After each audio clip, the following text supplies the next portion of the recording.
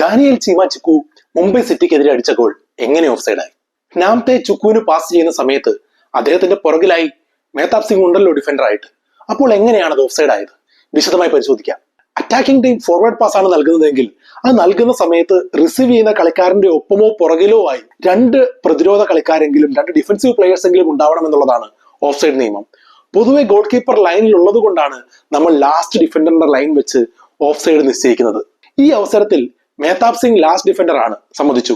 പക്ഷേ നമ്മൾ നോക്കുകയാണെങ്കിൽ നാംതെ ക്ലോസ് ചെയ്യാൻ പോകുന്നത്, പാസ് ചെയ്യുന്ന നാംതെ ക്ലോസ് ചെയ്യാൻ പോകുന്നത് ഗോൾ കീപ്പർ TP രഹനേഷ് ആണ്.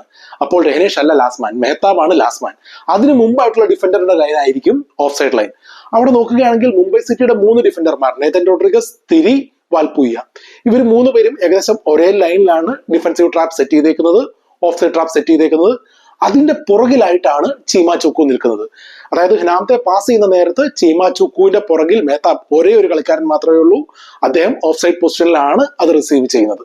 നമ്മൾ ലൈൻസ്മാനെ നോക്കുകയാണെങ്കിൽ അസിസ്റ്റന്റ് റഫറി ലൈൻസ്മാൻ വളരെ കൃത്യമായി അദ്ദേഹത്തിന്റെ ജോലി ചെയ്യുന്നു. അദ്ദേഹം നിൽക്കുന്ന പൊസിഷൻ എന്ന് പറഞ്ഞു കഴിഞ്ഞാൽ ഈ 3 പേരിൽ, മുംബൈ സിറ്റിയുടെ ഈ 3 ഡിഫൻഡർമാരിൽ ഏറ്റവും പുറകിൽ, മാർജിനലായിട്ടാണ് ഏറ്റവും പുറകിൽ നിൽക്കുന്ന നേതൻ റോഡ്രിഗസിന്റെ ഒപ്പമാണ് ലൈൻസ്മാൻ നിൽക്കുന്നത്.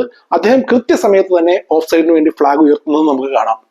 അതായത് ഡാനിയൽ ചീമാചുക്കു ആ പാസ് നൽകുന്ന സമയത്ത്, നാംതെ പാസ് നൽകുന്ന സമയത്ത് ഓഫ്സൈഡ് പൊസിഷനിലാണ്. അതുകൊണ്ടാണ് അത് ഓഫ്സൈഡ് ആയിട്ട് വിധിച്ചിരിക്കുന്നത്.